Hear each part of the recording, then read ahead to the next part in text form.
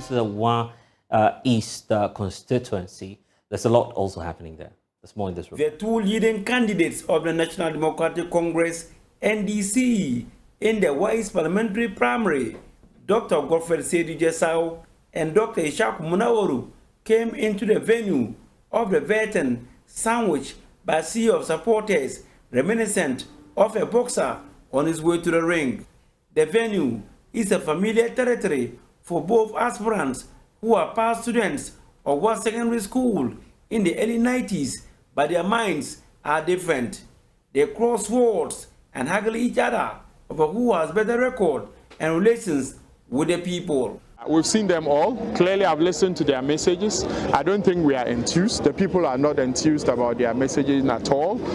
I mean, we've seen them all around. They have records to show. Their records show it, and my records show it as well. I mean, it's clear that my records far surpass them. My posture, the steps I've taken so far are clear. They are evident. You yourself have covered a lot of the stories that are inuring and contributing to what I should be doing as an MP. And I think you yourselves are satisfied, and you won't want any of those contenders coming anywhere near the MPship for why is at this stage. I think the timing is wrong for them. He's doing very well. His senior is coming to do very, very well. You know, when you hear that the seat is safer, it is not an English expression. It is that I can do all the things you see him do better. And I relate better with the people. It makes the constituency safer. That is what it is. Dr. Godfred Sedi Jesau said he has represented qualitatively the constituency considered to be one of the poorest in the country and has brought to the front burner the myriad of challenges the people are facing to be attended to. I have been able to initiate a number of development programs and activities in the areas of health, in the areas of education, etc. Enough to warrant the quest for a second term. And so this vetting is an occasion for us to justify inclusion. My view is that the story is out there, the jury is out there. You've seen the number of delegates that have followed me to this place, and that's a telling. I mean, I got over 500 people following me here, and most of them are largely delegates. We have a voter population of 1,080. We usually have a voter turnout of about 73%. So clearly, you are expecting about 800 delegates. So if over 500 of them are already following a candidate, that speaks volumes. So I'm humbly requesting for this opportunity to be able to stand on the ticket of the NDC, ask the people to vote again for us, to be able to go and continue what we've started already. Dr. Isagu prefers to bring the issue of agriculture, education, and youth employment as his priorities if given the nod.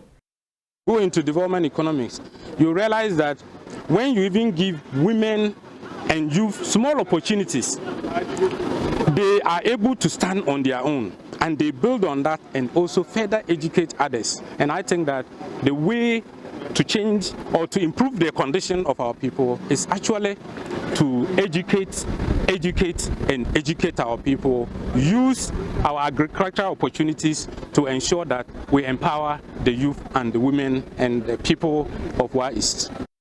The third person in the parliamentary primary in the East constituency is Prince Razak Tachi, who is making an attempt to come back to mainstream politics of the party after delegates in the regional executive elections voted him out as the party's regional treasurer.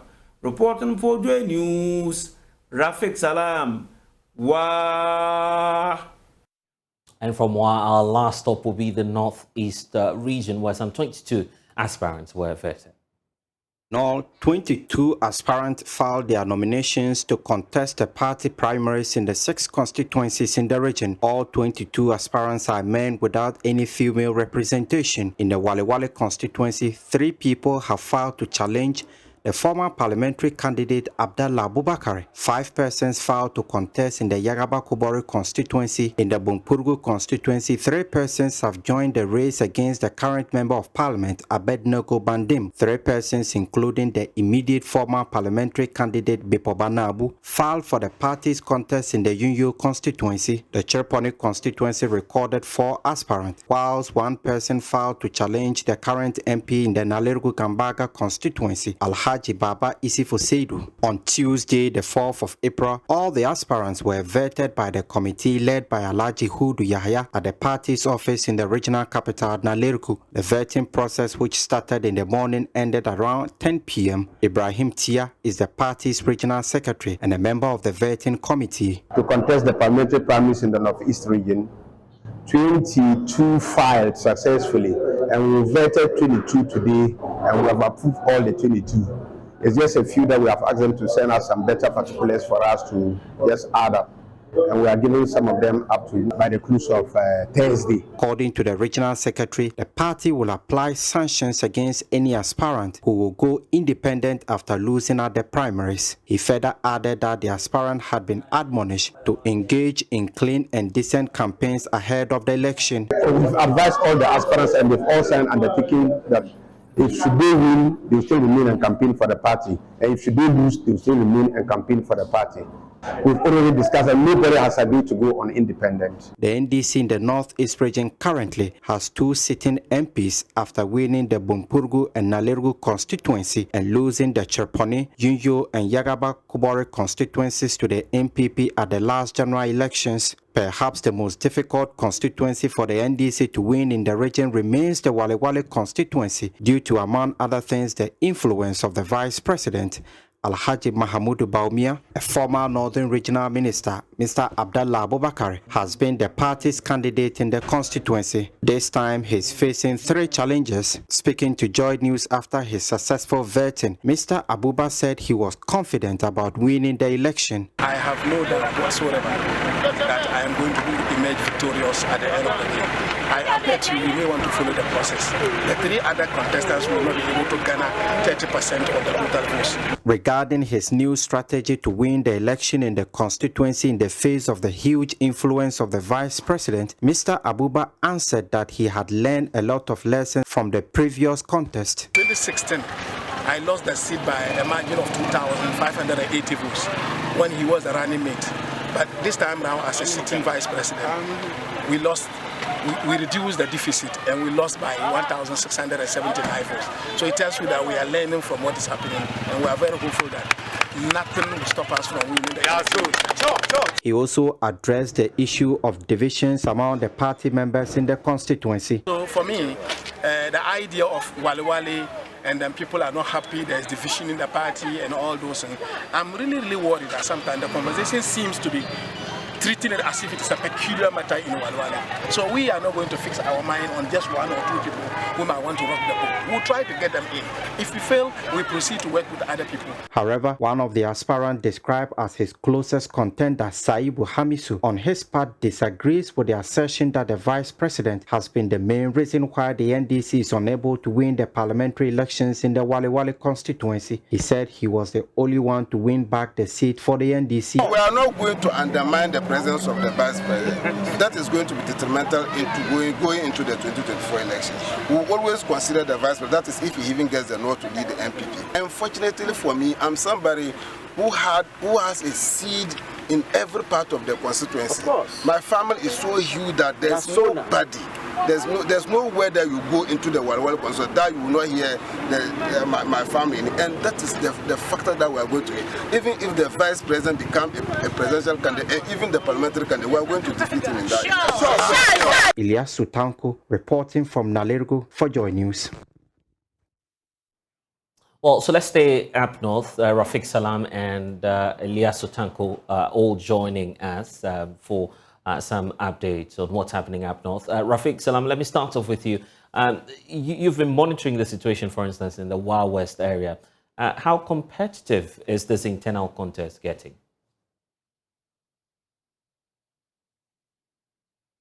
Rafiq, you'd have to unmute so we can hear you. Hello? Yes. Are you getting me? Loud and clear now, Rafiq. Okay. The whole of the Upper West region, we've gotten 30 persons that have filed their names to contest for their primaries in the region here. And so talking about the Wild West constituency, we have 3 personalities in the person of the incumbent Superintendent retired Peter Lanchine Tubu, and then he will be contested, he will be challenged by 2 personalities talking about Farouk Bandana, who contested the first time in 2012 and also in 2015, but later in 2016 went as an independent candidate. But after that, he went into a hiatus.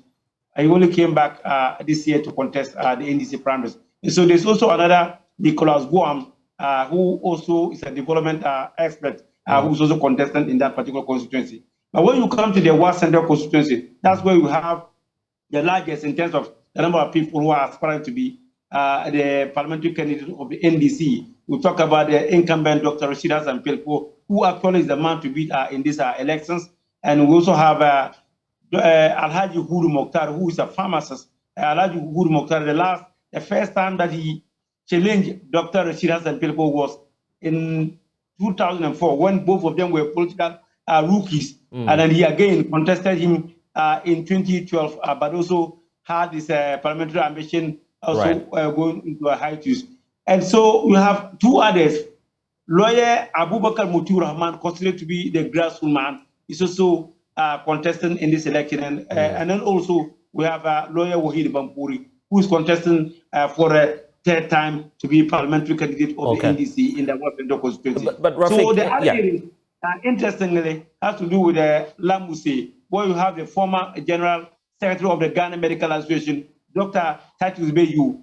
He's coming up against the former Member of Parliament, Eric Kaiwala, who has been a 2-term parliamentarian, but he lost the seat to John Baligi in the last election. So this time around, he's coming up against the former General Secretary of the Ghana Medical Association, Titus Bayu. It's going to be an interesting contest because a lot of people are seeing that though that Dr. Titus Bayu is new in the race, but they think it's going to give Eric Kaiwala a good run for his money. So you move to other constituencies, talking about Laura.